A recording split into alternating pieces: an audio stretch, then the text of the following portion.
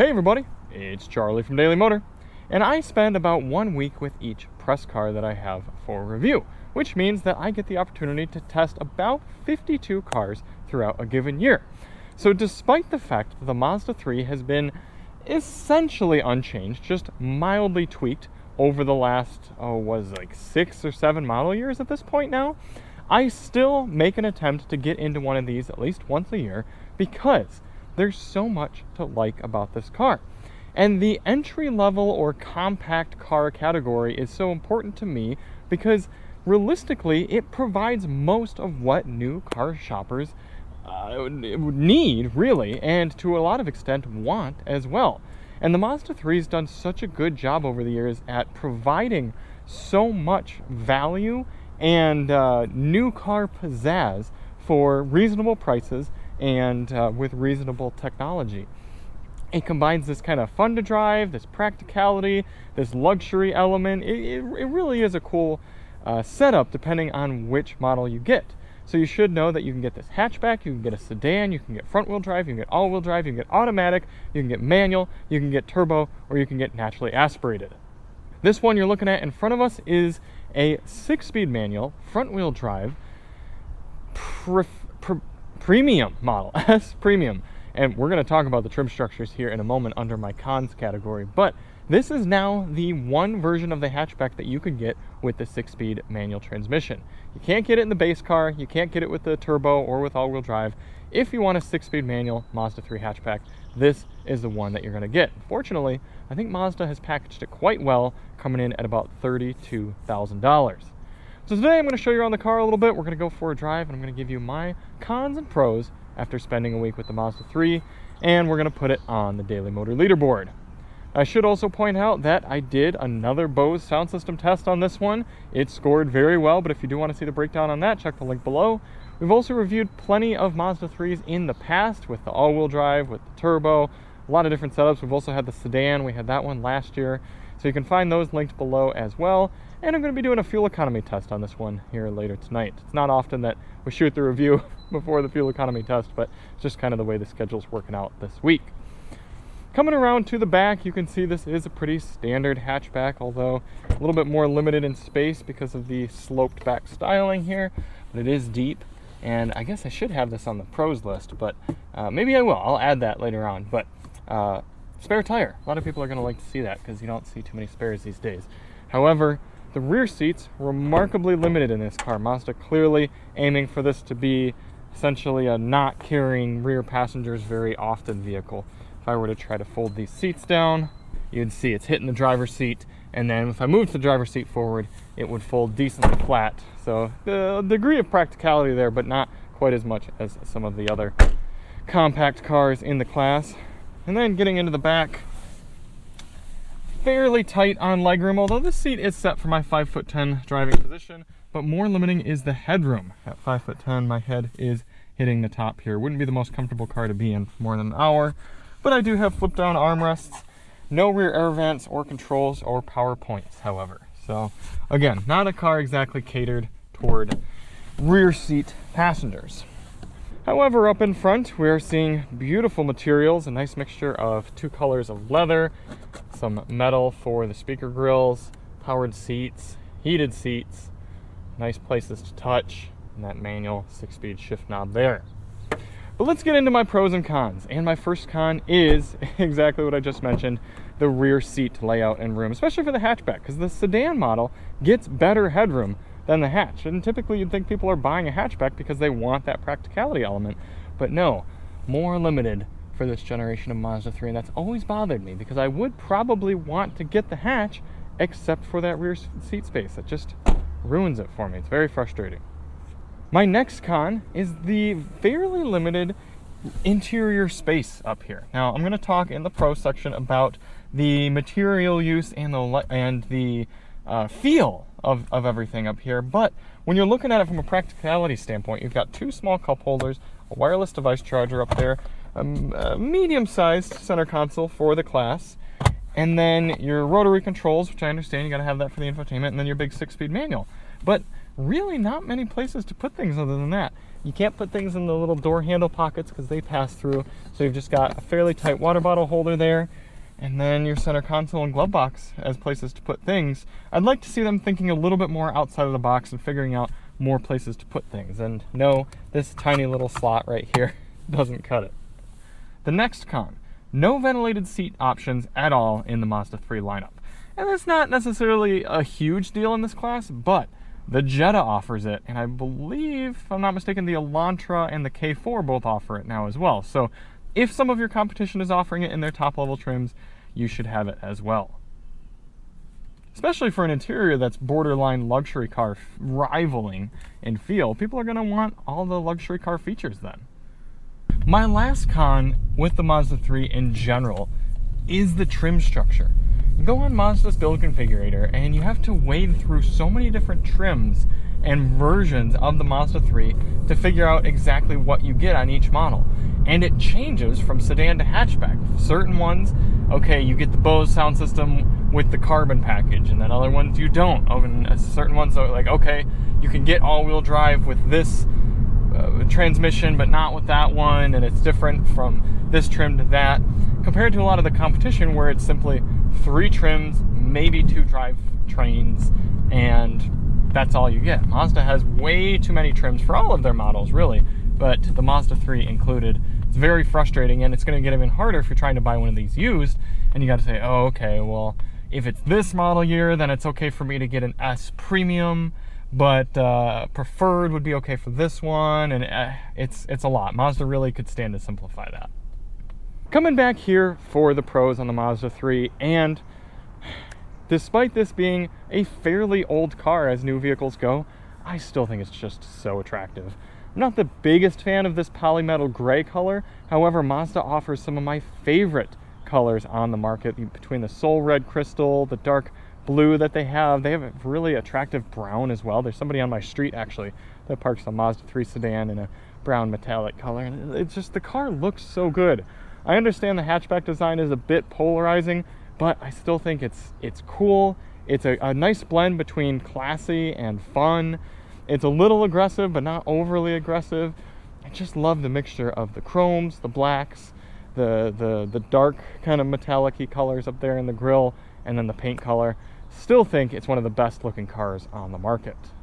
And then the interior styling is great as well. We're going to see that more when we're inside, but everything comes together so nicely and works really well. In fact, let's get on inside now, because my next pro is the interior materials. This isn't even necessarily a top level trim. Now, it's getting close to the top with the 2.5 liter, but everywhere you touch is soft and squishy and comfortable and nice feeling. The steering wheel has a great leather to it. Everywhere you look, the design is coherent and the materials are nice. And it's been this way since the Mazda 3 came out for this generation. It's just always been a very handsome design, and it not only does it look good and feel good, but you've got buttons for nearly everything you need to do inside the cabin here. You've got real physical buttons for the climate control, scroller knobs for the temp, physical buttons on the steering wheel. Very, very pleasant and satisfying interior to be in. My next pro is this engine. Now, it doesn't really get much kudos in the new car market anymore. It's just a pretty standard, straightforward 2.5 liter naturally aspirated engine that Mazda's been using for some time. But that is where the beauty comes in, because so many cars in this class are moving to either naturally aspirated 2 liters or turbocharged 1.5 liters or smaller. I think the Jetta's a 1.4, isn't it? So most of these engines in this class, you're dealing with higher compression ratios and you're dealing with lower torque figures until the turbo gets in, which usually comes pretty quickly. I don't really have a problem with the turbocharged motors in the Jetta and the Civic, but this 2.5 liter makes more torque than your standard naturally aspirated 2 liter like you get in the Corolla or the Sentra, without having to use the extra complexity and durability concerns of a turbocharged engine. It just works. Very simple, straightforward.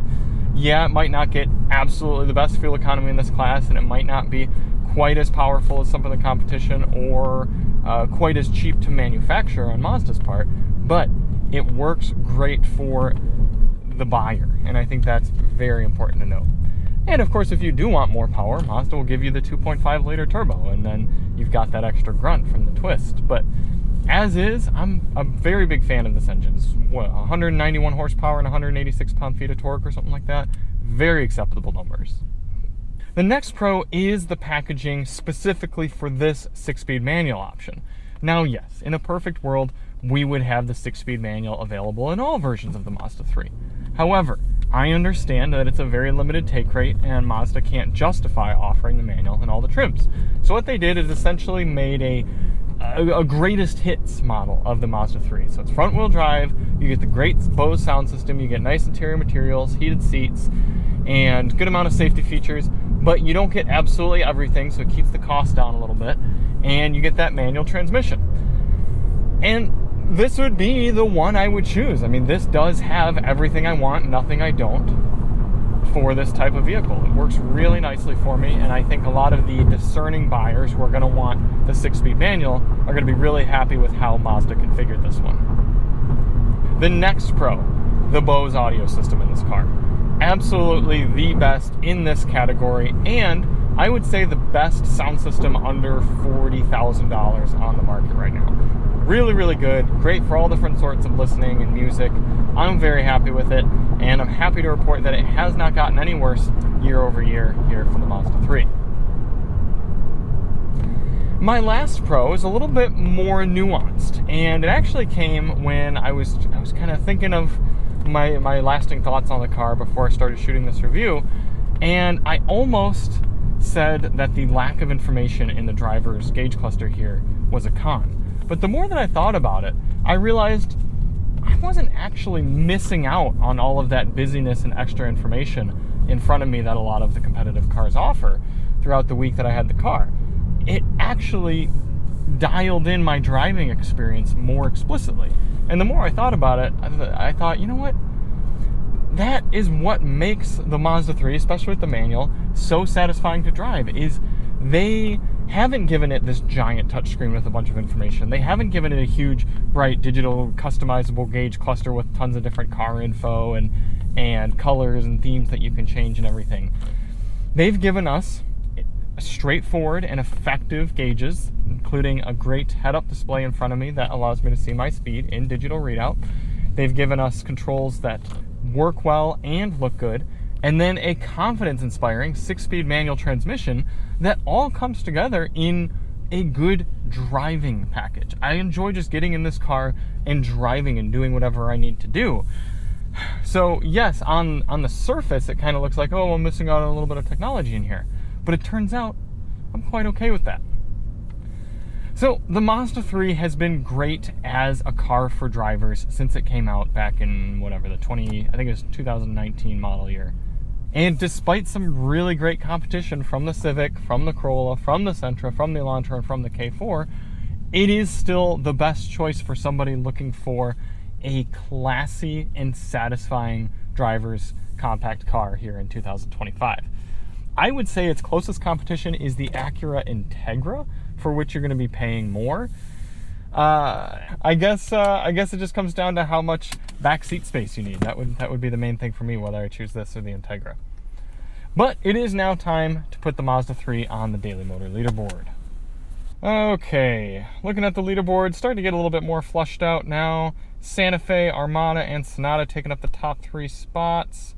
This is going to leapfrog the Sonata, come into 3rd place, and interestingly, Civic Hybrid 5th. And let's talk about that a little bit as we get out of the car. The Civic is more direct and satisfying from an enthusiast driving standpoint. However, you can't get the manual anymore unless you're getting a Civic Si. The hybrid in the Civic is a more impressive powertrain. However, this one gives you more for the price.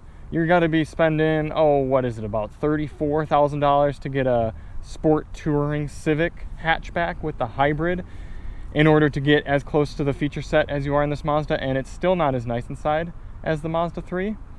So, yeah, I know that the Civic does a few things better, but I'd be taking the Mazda. It really does feel that much more exciting. Here's what it is. If you're at this price point and you're going to go out and buy yourself a new vehicle, this is going to feel like you're getting a more impressive product for your $32,000 than the Civic. The Civic's going to feel like something you could have just bought certified pre-owned and been just as fine with. The Mazda 3 feels just that much more special. So thank you all so much for watching. If you do want to see more on the Mazda 3, check the link below. We've got oodles of videos at this point, and we'll see you on the next one. I'm Charlie from Daily Motor, and as always, drive on.